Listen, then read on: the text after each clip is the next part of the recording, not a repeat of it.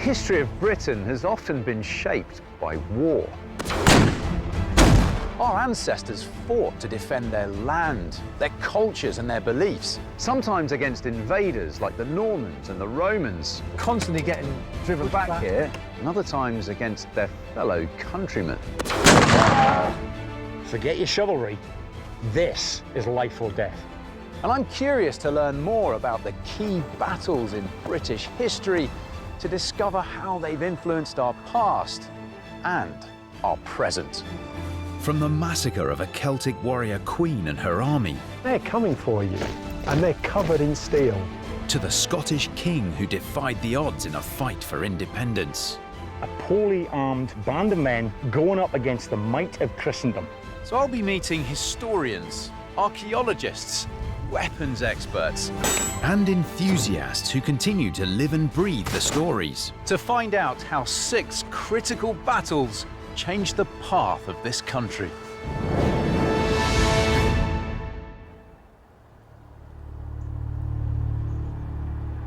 I'm in Northamptonshire, on my way to a battlefield where England changed from being a monarchy to a republic. It's hard to believe now, but 370 odd years ago, members of Parliament were in armed conflict with their king. The country was split, divided roughly between the East and the West, the parliamentarians and the royalists, the Roundheads and the Cavaliers. And it was a battle near this very spot that was the turning point in England's first civil war. At the start of the 1640s, Charles I was king. Charles very much believes that he has a God-given right to rule England, Ireland and Scotland. He's a man who subscribes to the prevailing ideology of the time, which is that kings are appointed by God. When Parliament meets in 1640, the MPs present a series of grievances about Charles's government, and it's everything from raising soldiers in illegal ways to illegal taxes, lots of stuff about the church. His church is very unpopular. There was growing disapproval of the king, and his attempts to stop free speech only added fuel to the anger. There was a notorious case when 3 authors who were quite critical of the court and of the church of Charles were prosecuted and were imprisoned for life and had their ears cut off. And this was seen as being a step too far, particularly because these guys were members of the social elite. You know, this kind of stuff happened to the poor all the time. Charles appears to many to be quite the tyrant. The disagreements between the king and the country's MPs reached a climax on this very site in 1642. Charles I had stormed into the House of Commons with an armed guard and demanded that they hand over 5 members of Parliament on the grounds of treason. No English sovereign had ever ventured inside the Commons before. It was regarded as a gross breach of parliamentary privilege. The 5 MPs were not handed over, and any support that Charles had inside the chamber immediately vanished. Parliament no longer trusted the king. MPs passed a law to stop him taking control of any military forces which he could deploy against them. There's this kind of battle for control of the city militia, which Parliament wins, and Charles then flees London. And he ends up in Hampton Court, and he has to leave so quickly that with the royal family that when he gets to Hampton Court, the 5 of them have to share a bed because they've not prepared anything. Eventually, Charles ends up in Oxford, and I think the reason he chooses Oxford is that it's quite strategically sensible and that it's in a kind of wealthy part of the country. But the real upshot of the whole thing, is that there are now these kind of 2 political centres. There's London, and then there's the royal court. With the country divided, both sides began preparing for civil war. Over the summer of 1642, both Parliament and the King try and raise troops. Broadly speaking, the South and the East, particularly East Anglia, but also London, are parliamentarian, and the North and the West are broadly royalist. The 2 sides were amassing armies and weapons for a battle like no other. In order to decide who ruled the country, king or parliament, it was now inevitable that blood would be spilled. By the 17th century, there was one lethal invention that dominated the battlefield: gunpowder. Invented in China in the 9th century, it took 400 years for gunpowder to reach Europe. Combined with new designs of artillery and handguns, gunpowder was now changing the way battles were fought. The English Civil War led to a huge increase in its production. I've come to the Royal Gunpowder Mills in Essex to learn more about its use in the Battle of Nasby. Hello. You must be Colin. I am. You must be Rob. I am. Nice to meet you, Colin. I feel a bit underdressed, actually. I'm dressed as a typical musketeer of the Civil War. It turns out Colin's got 5 kilos of gunpowder in the boot of his car. It's just as well he's got 25 years of handling experience as a battle reenactor. What is gunpowder then? What is it actually made of? So, potassium nitrate, which Okay. basically looks like a white powder. Yeah. Sulfur. Which I know has a smell to it. That's what I remember from GCSE. And then charcoal. It's ordinary charcoal.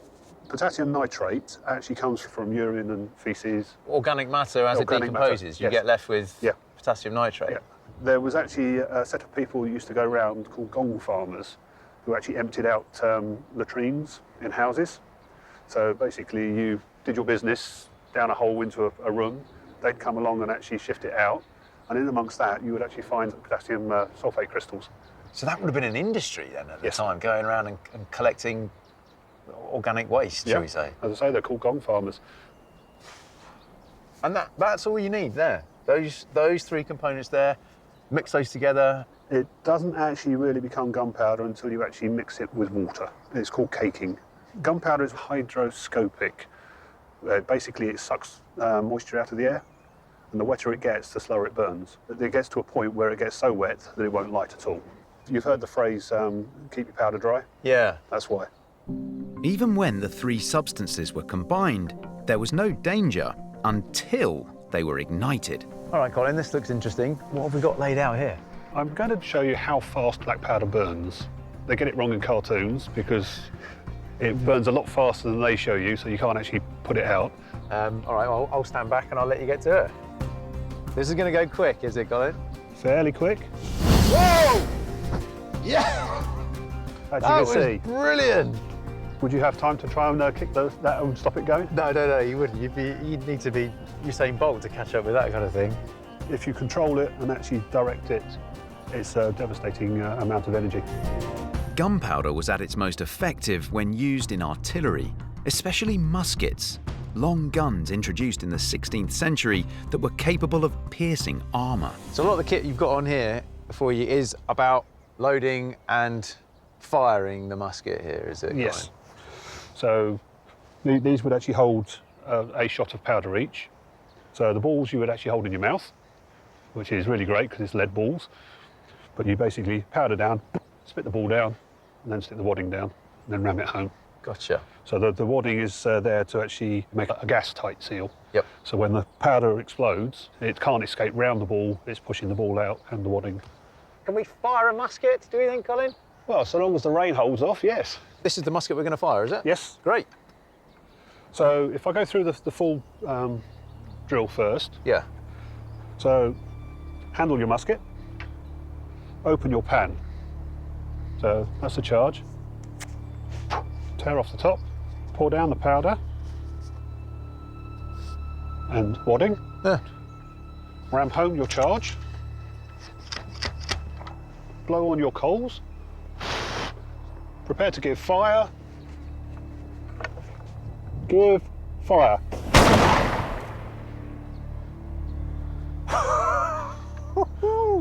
And did it fire? Goodness me! So that's the difference between compression and non-compression of gunpowder. So in there, that gunpowder's got nowhere to go when it's ignited, apart from propelling Yep. your ballistic forwards. Yep. Whereas earlier when we did the trail, and it had the Yeah. atmosphere, to explode out into. On the trail, we had about 10 times as much powder as we had there. So is there any chance That I might have a little go at firing. Oh, I think so. Yeah? Well, if I'm going to play the part, I want to look the part. Give me 1 sec, I'll be right back. While I get battle ready, Colin primes his musket again. All right, Colin, what do we think? Looking better. Made to measure? Need to work on the bottom half though. Yeah, all right, fair enough. Just keep the camera high then, and then I'll look the part. Right. There's somewhere left hand, is Left it? hand. Keeping that out the way there. And it is just point and shoot. It is, but it's squeeze the trigger. Okay, so open Right. it, the flash pan comes open.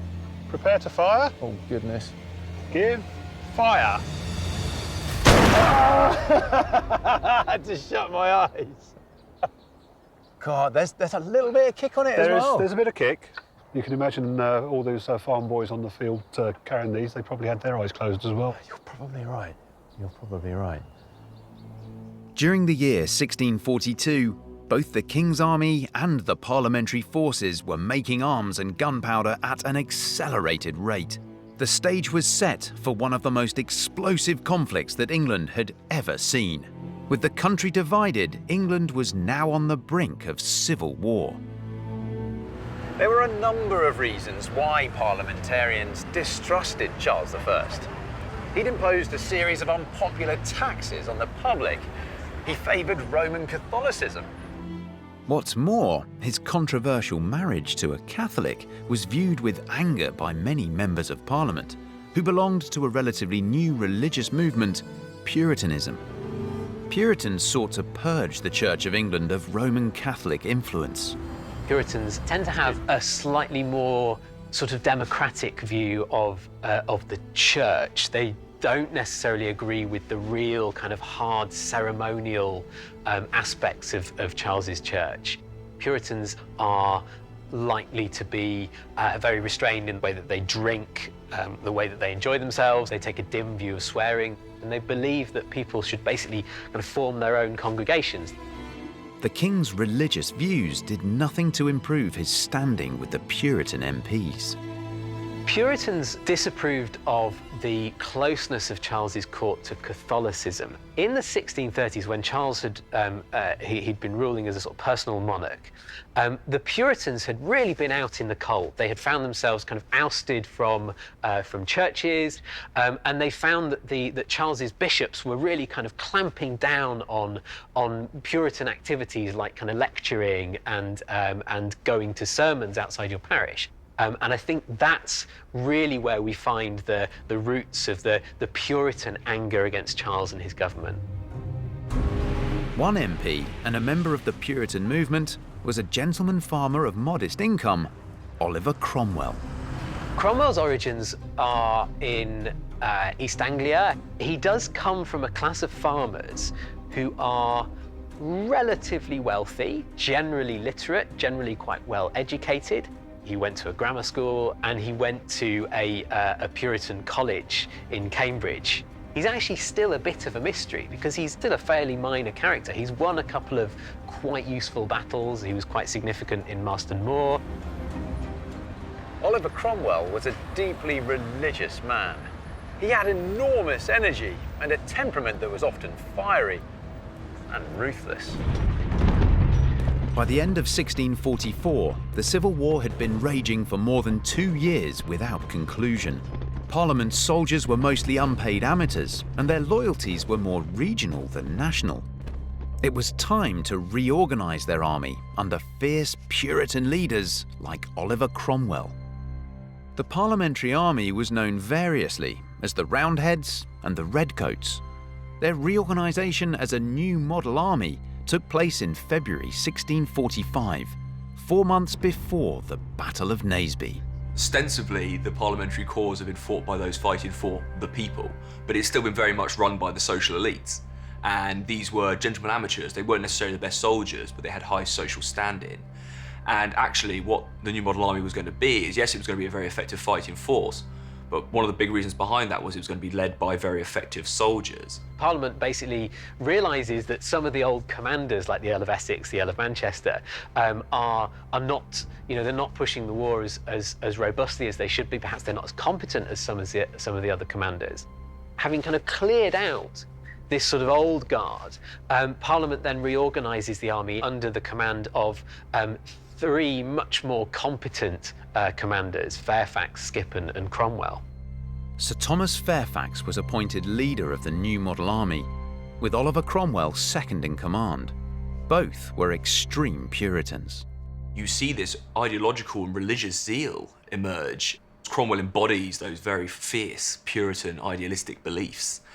And so the creation of the army and unifying its ideological purpose is a way that it's going to grip this situation to try and force a successful end to the war. What the new model army did was about embracing skill at arms. It was about effectively embodying that as part of a person's identity. You would become a soldier, and the defining factor of that would be your skill with your weapons. In 1645, King Charles I counted on a force of 40,000 men to defend the royalist cause, while the new model army of redcoats fighting for Parliament numbered 22,000, all instilled with Puritan beliefs. By April, after an intensive period of training, the redcoats were ready. But how they'd perform in battle was a complete unknown. After a series of sieges and raids across the Midlands and the West Country, in which the king seemed to have the upper hand, the two sides were on course for a major clash. I'm meeting historian and author Mike Ingram to find out why Nasby in Northamptonshire became their battleground. Hi, good morning. Good morning. Nice to meet you. This is quite a spot to meet, isn't it? It certainly is. I mean, where exactly is Nasby in respect to where we are here? Nasby is a small village. Nasby is a small village. It's behind us over the ridges. How did it come to pass that the two armies met and fought the battle here? Parliament is laying siege to Oxford, which has been the King's headquarters. What Parliament doesn't know is that the King has left Oxford and he's heading north, and they're gathering their forces as they move up the country. The siege of Oxford had meant that Oxford itself was incredibly short of supplies. So the Royalist army stops from Market Harborough. They're taxing the landscape. They're taking all the cattle, all the sheep that they can find in Nasby and all the villages around here, to take them back down to Oxford to relieve the men that were suffering in the sieges. So once that's taken place, they then turn round and continue with their original task north to take control of Yorkshire again, which they'd lost control of the previous year. Parliament then sends the instructions to Fairfax to go after the Royalists and bring them to a decisive battle somewhere in the middle of England. But we're not exactly sure about how much each side knew about what the other side were doing at any one time. It's like a giant game of chess. They're trying to get strategic positions and to move themselves into better places. I guess what's really important to understand is that communications at that time would have been very limited compared to what we're used to here. They haven't got the luxury of anything fast. It's literally messengers that are riding by horse from place to place. But that night, an unforeseen encounter got the battle off to an early start. It's the night before the battle in the village of Nasby itself, where parliamentarian cavalry troopers come across Royalists sitting down having lunch. Wow. At a table in the manor house. Wow.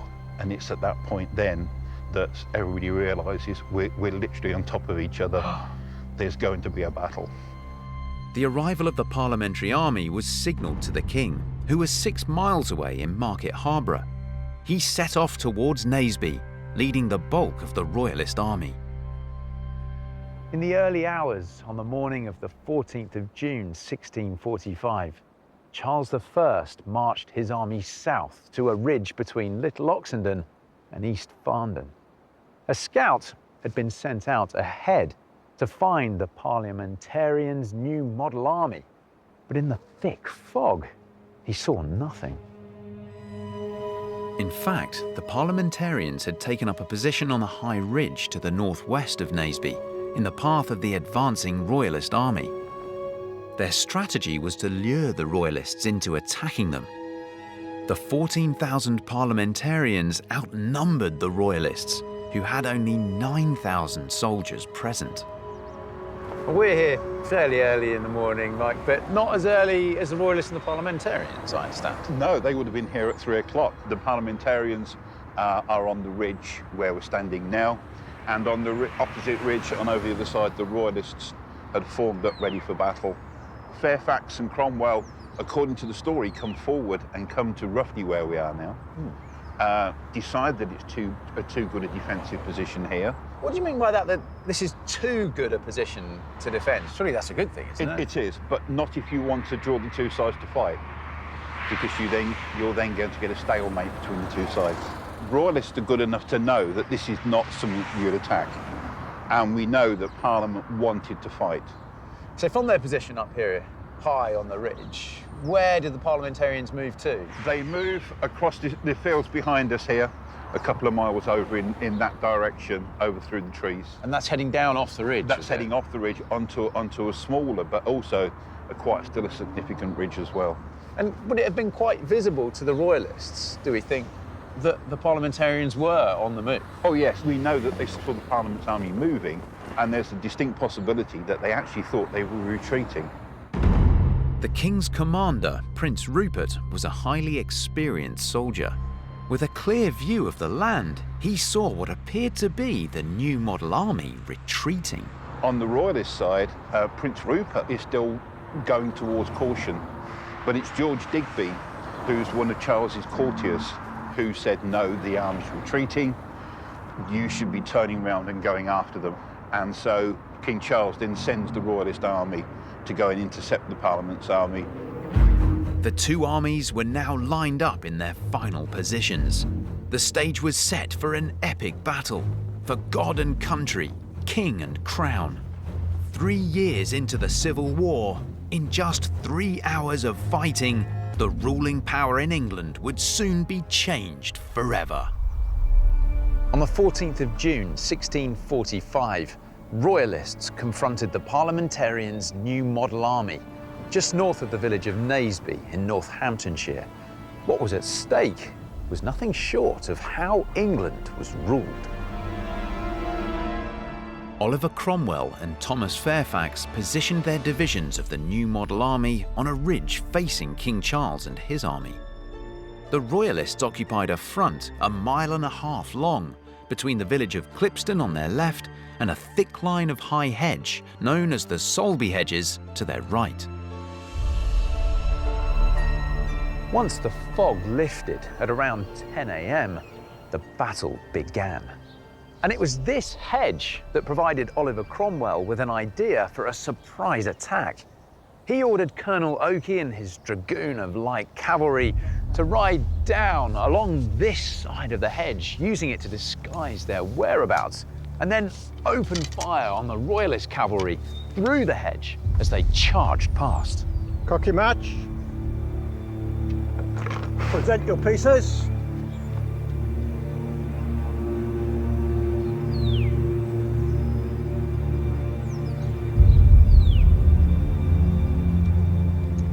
Prepare to give fire.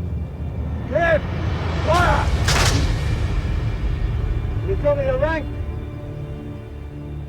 Is that safe to approach now, John? That's done? Certainly, we're all clear. That's one hell of a bang, isn't it? I mean, it's ringing through the fields for ages after you've actually fired. Now the smoke's cleared, reenactor John Dacomb is going to explain the ranks of soldiers who would have been fighting for Parliament. John, this is a fine band of men you've amassed for us here on the battlefield today. Talk me through a little bit who everybody is, the kind of roles that they would have been playing out on the battlefield. You're all parliamentarians, are you? We're all parliamentarians. We're all members of the new model army who fought at the Battle of Nasby. First over here, we have our captain of foot. The way you can tell that he's a captain is by the pole arm that he's carrying. This is a captain's leading staff. They would be used for directing the troops. Okay. Now you will see that he's wearing a sash across his shoulder. Yeah. Again, this signifies his rank, and also the fact that he's carrying a good quality sword. The sword is his secondary weapon. And there's another one. This is his dagger. He is also wearing a cloth of black colour, and a black in the 17th century would have been one of the most expensive dyes. So he in his clothing is showing his, not only his standing, but his personal wealth. So it'd be quite distinguishable on the battlefield, would he? Kind of standing out. There would be maybe 20 men dressed of a similar clothing within his regiment. He would have been commanding approximately 75 to 100 men. So as an officer in the infantry, would he have been on foot as well? As you see, he is wearing boots, and the butterflies, which are the leather piece that's on his foot, is actually to prevent the boots being damaged by the stirrups. So this would probably show that he does ride on occasion. We have a very experienced pikeman here. This gentleman is wearing armour with a leather short coat underneath it. The leather stops the chafing from the armour. The chest piece shows he's an experienced pikeman and that he's been in the army for several years. And the helmet, you'll see, has cheek pieces so that as he fights, the side facing his enemy is protecting his head as well. And then a massive long pike here as well. The pike is made of ash. In the 17th century, they would have been 16 to 20 feet long. As you see, tapered towards the top. And to protect the narrowness at the top end, there's langettes, because the cavalry used to like to hack off the top, thinner part of the pike. Sometimes during the fighting, if the pikes got knocked out of the pikeman's hand, or he was so close in that he couldn't use it, he would again have his sword as a secondary weapon. There were big advances in gun technology in the years leading up to the Civil War. The matchlock musket was on its way out. So this is the matchlock musket. It's fired by using a piece of burning rope. Yep. This is normally jute rope, and it's been steeped or boiled in saltpetre. Sometimes they use urine. And as you see, it burns slowly like a firework taper. The serious problem with this weapon is that if you've got 4,000 musketeers, as approximately they had in the Army of Parliament, this much rope will burn down in approximately an hour. So the pure logistics of carrying enough rope or match for all those musketeers is a major problem. The solution was the invention of the flintlock, whose mechanism ignited the gunpowder with a spark from a flint striking a piece of metal. Reenactor Ken Brand is a dragoon today, a mounted infantryman who would have used one. He's carrying a doglock carbine, which is an early form of flintlock. So called because this catch to the rear, it's an early safety catch. So once the dog is actually connected, that cannot be fired. And the idea being that you could load this weapon, put powder in the pan, and load it the same as a matchlock. When the musket is ready to be fired, the musket is pulled back to full cock, and then you just pull the trigger and you're ready to go. The flintlock mechanism meant the gun could be carried loaded, but safe. And there was another advantage. The beauty of it is that if you don't fight a battle, if you don't get into a skirmish, there is no expenditure in regards to match. Only during a firefight would he maybe have to replace the flint every 10, 20, 30 shots, depending on the flint. These were often used for dragoons, sometimes for cavalry. They were also used for the guarding of the powder store.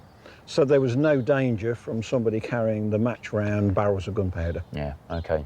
So this is progression in technology, is it? Up It towards is indeed. the flintlock? Yes, certainly. Matchlocks have been out since the sort of 15th century, so they'd been around for 150 years or so. Right. So they were well-known technology. The flintlock had probably been around for about 25 years by this time, but not in great numbers because of the cost. In the Civil War and here at Nasby, was there a mixture of these two types of weapons then, of firearm? The majority of the infantry would still be on the matchlock. Yeah. But the specialist troops, the dragoons, would have used weapons like this. After Cromwell's men fired at the Royalists, the battle broke out in force. A firefight took place through the Solby hedges, and the exchange would have showered the battlefield with thousands of musket balls. Detectorist Peter Burton has promised to show me exactly where he looks for evidence of the gunfight. They've been buried here for nearly 400 years, but he's found large numbers of them. This is a machine you can use. It's a standard metal detector which I've been using for years. Let's put those on.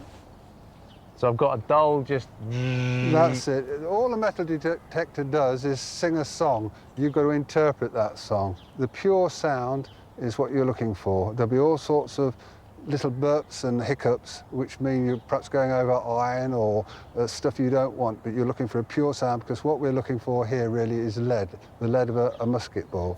After 5 minutes of searching, I'm finally serenaded by my detector. I'm getting a beep. So trying to find that absolute epicenter of that racket in my ears. Do you want to dig it up? Well, let's have a look. I don't want to deprive you of a musket ball if there is one there. You see, that shows you it's in there, okay? Nothing there. It's in that part. Yeah. Okay, break it in half again. Okay, yeah. Oh. It's in that half. That is a bullet. That is a bullet. Unfortunately, it's a wrong war. The Second War 303. They used to tow drogues over here with aeroplanes and practice machine guns on them, and I'm afraid they're one of the most prolific finds on this battlefield. Thankfully, Peter's brought along some musket balls he found previously. These are the sort of shot we find pretty typically on Nasby Field. That is a pintle shot. It's fired from a pintle gun that's mounted on a carriage. That is an ordinary musket ball fired by an ordinary trooper. That is a carbine ball, and that would have been fired by a dragoon. That's a pistol ball, and they were fired by cavalry. That is actually a musket ball that's hit something, and I suspect armour. That started off like that. That's it. Make a nasty mess of you if the armour hadn't been in the way. Peter's 5 years of searching for Nasby artefacts have turned up more than just ammunition. I found coins the other side of this hedge where Oaken's dragoons have shot some of Morris's men off their horses. You can see where they've actually hit the ground. In fact, I've got some coins here. Make sure they don't... Oh, wow, look at this! They're all silver and they're hammered coins. So do you think that these might have fallen out of the pockets of soldiers and nobles as they fell over, or maybe fell off their horse? Well, the men who fought here, the royalists who fought here, had only recently come from Leicester. They'd looted Leicester, so most soldiers had a quantity of coin in the pocket. Goodness me. I mean, there's a date on there, 1605. Wow. With his cavalry under fire from Parliament's dragoons, Royalist commander Prince Maurice instructed his musketeers to respond. Some of Peter's discoveries at this hedgerow have helped us understand how the exchange unfolded. Finding artefacts here has enabled us to pretty much prove that the fight started along this hedge here, and that Maurice's commanded infantry drove Oakey's dragoons back from this hedge line below the crest of the hill for cover into the hedge we see below us there. But that put them straight into the best position to actually do the job that they were sent here to do in the first place. The Royalist cavalry were unable to withstand the heavy fire from Oakey's dragoons, so the Royalists decided to move forward and attack Parliament's left flank. Meanwhile, the Redcoat infantry were advancing on the Royalists, firing their muskets. But they were so close to each other, they could only fire once before engaging in hand-to-hand fighting, using their swords or the butts of their rifles.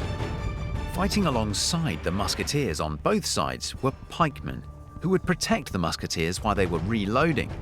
There would have been one pikeman for every 2 musketeers.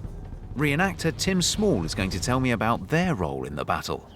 How effective would you have been on the battlefield here at Nasby? Pike's usefulness at this stage, with the emergence of mass firepower, is this is a weapon to defend musketeers who are still quite fragile. You know, it takes a long time for them to load. It takes a very short time for the shock troops of the day, cavalry, to be able to cross the battlefield. So what you need is pike basically to stand in the way. So once the musketeers have fired and they kind of close the distance to the enemy, this is hand-to-hand fighting. What are your chances of survival? Well, my best chance of survival is clearly stick together. Pike is a team sport because by yourself, this is a fairly useless weapon. Yeah. When you're densely packed together, 6 deep, you're forming a dense hedgehog. So actually when we come right up close to each other, and we're in what's called press of pikes, we're densely, pushed against each other, and I'm fighting you with my sword, dagger. That makes a great weapon, because this is real close quarter combat. I might slip over, the guy in front of me might slip, we trip. All of a sudden that creates a break, and then the enemy's upon us. And then we're fleeing, and then we're being run down by the cavalry. This is an incredibly courageous position to have on the battlefield. You've got a seasoned cadre of experienced soldiers in the new model army, but then you've got a whole bunch of new recruits who have never seen action before. I mean, frankly, I've never seen 10,000 men before, all in one place. Yeah. There aren't 10,000 people in the village or the town that I live in. I've never heard anything louder than a thunderstorm. Now I'm hearing thousands of musketeers fire. I'm hearing artillery fire. I'll be honest, I'd be terrified. This is a brutal war.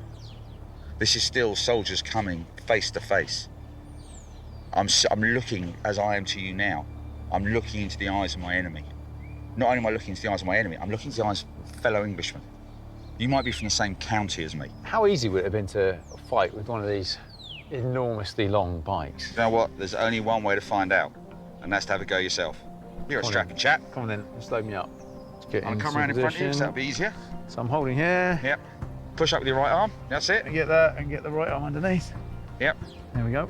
Yep. Right, now you're going to move your right leg back, and at the same time bring the pike down. Oh, yeah. Okay. Keep this hand under your chin. Yeah. And that's it. Okay, you're gonna lock your hand over like that. There you go. All right, now I'm ready. Yeah, now you're ready for a bit of jabbing. Go on, give him. Go Give him. That's it. Go on. So would I be kind of stepping forwards when You'd be stepping forward because we're all pushed in together. We're going forward, so we're stepping. So step. Step. That's it. And we're pushing forward. Yeah. Then, of course, because I know you really want to do this one, is to get right up at the high charge. You know that one where you hold it above your head? Oh, the high charge. Yeah, go on. All right. Go on. It's, right, so you do that.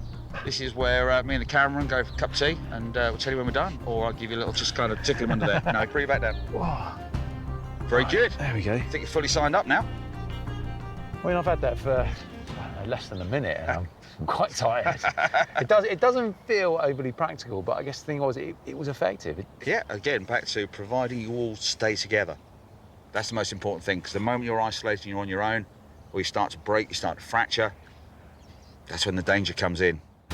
Slowly but surely, Parliament's redcoat foot soldiers were driven back by the King's infantry. Not far away, the King's commander, Prince Rupert, had led the Royalist cavalry in breaking through the redcoats' left flank. They started to attack the redcoats' supply train. Just 1 hour into the Battle of Nasby, around 11 a.m. on the 14th of June 1645, King Charles I had already taken the upper hand over the new model army. To find out how the battle progressed, I'm on a road right through the centre of the battlefield with historian Phil Harding. We're at a point in the battle now where the Royalists have made an advance. Would it be right to say that the Parliamentarians are on the back foot? The Parliamentarians were losing that fight. They were being driven back.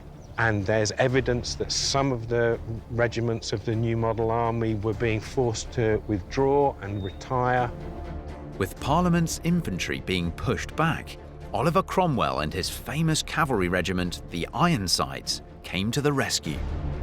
We're now at the centre of the battlefield, looking out to where Cromwell would have engaged the Royalist cavalry. So on the Royalist side, we have Marmaduke Langdale, one of the King's northern lieutenants, Cromwell's cavalry, who are on this side on the right flank of the Parliamentarians.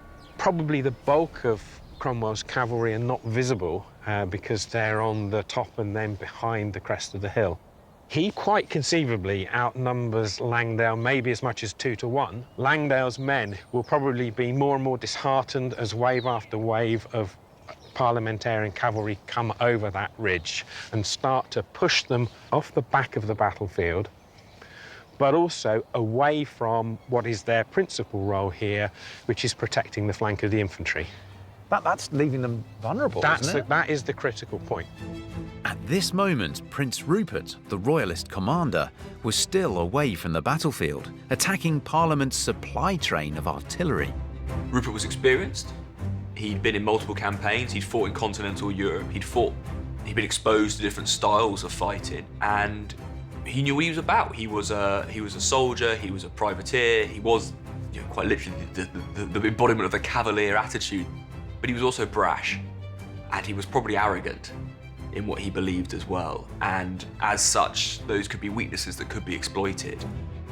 When the critical moment arrives and the Royalist reserves need to be fed in to plug that gap, essentially the man whose job it is to give those orders is not there. The king is there, and the king, we think, probably does attempt to give that order, but his courtiers are unhappy about him exposing himself to danger. So the Royalist reserves don't plug that gap. And that means that as Langdale's men are forced off the back of the battlefield, the second and third lines of Cromwell's cavalry are able to fold in behind the men who are becoming increasingly exposed on the top of the ridge. In effect, Cromwell's Ironsides were able to enclose the Royalist infantry and cut them off from the rest of the army. The Bluecoats, Prince Rupert's regiment of foot, make a stand in the middle of the battlefield. It becomes surrounded, basically, by enemies who are all shooting into the middle. They ask them to surrender, they don't, they give them another dose of shot. They probably ask them to surrender again, and then another hail of bullets come in. So that's a heroic last stand, if you like, but that's more to buy time for the king to make his escape and to allow those people that are able to retreat, some chance of getting away from the battlefield. It's not really helping out the guys that are exposed on the ridge. And by this stage, they are now starting to lay down their weapons. At around 3:30 p.m, as the Royalist foot soldiers lay down their arms, King Charles I and his lifeguards fled the battlefield. So the signature, if you like, of that phase of the battle at Naseby is not one of mass slaughter, but is one of mass surrender. 1,000 Royalists had been killed. Another 5,000 were captured, along with the royal gunpowder supplies. The parliamentarians lost just 400 men.